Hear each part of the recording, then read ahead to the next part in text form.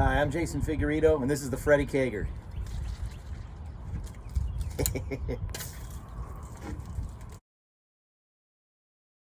So having watched Jackass forever, I kind of decided to take a little trip down memory lane. And it's been my intention for a very long time to essentially kind of touch a lot on like the 2000s, particularly the early 2000s. I graduated in 2004, so it was kind of my era. We're living in a very cool time. Well, one of the few cool things about this time, let me put it that way, is the fact that it's like my high school nostalgia now. That's like in. So I figured, screw it. I'm going to review each and every single one of the Jackass movies, essentially going backwards. So today we're on to Jackass 3, or Jackass 3D. In the late 2000s, early 2010s, there was the revamping of the 3D craze. It happened like in the early 80s, and I guess like every 30 years it's got to come back. It was always kind of a hit or a miss. When I went to see Avatar in theaters, say what you will about Avatar as a movie, that scene in the beginning when they're all waking up from hypersleep and there's just like that long hallway and you could see like the depth of people just like floating along. I was like, wow, this is really freaking cool.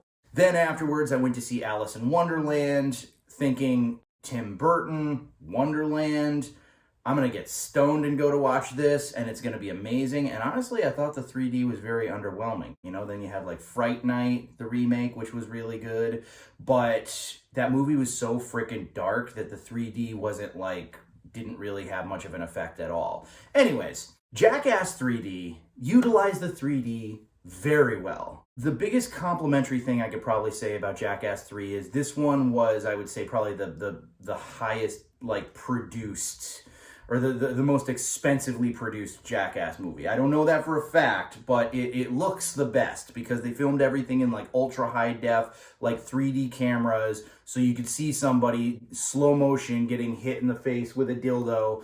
You knew what you were in for right away. They're like, guess what? This is Jackass 3D, so enjoy. And I mean, it was really good. They made very, very good use of the 3D. As far as the film itself goes, it's a Jackass movie. It's got some really good ones, like the giant hand, like knocking people over. I believe this was the first film that they tried that. It had a lot of its own stunts, and you do kind of have to appreciate that, how every film, I mean, they'll kind of bring back to some old things that never get old, but then there's like, you know, some new things that they'll add to every movie that are insanely creative, and you're like, wow, how batshit were they, like, that they just thought of this in their spare time, but you love every second of it. Lovable jackasses. I will say that I think that, and it probably does really have to come from Jackass's origins, you know, like the very like cheap show that they had on MTV, and even when the first movie came out, I mean, they upped the ante a little, but it still had that like kind of,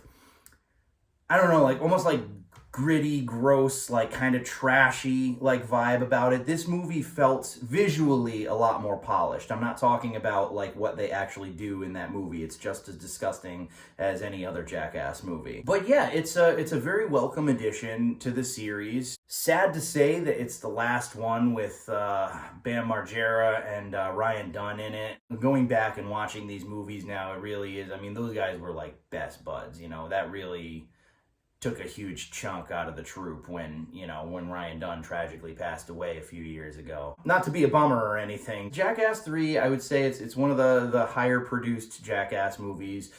If you can actually watch it in 3D, in its own right, it has perfect entertainment value. It does have more of like kind of a polished vibe, which, you know, depending upon your preference, you might actually like better. But yeah, anyways, Jackass 3, it's a whole lot of fun, and like any other Jackass movie, I would say start with the TV show.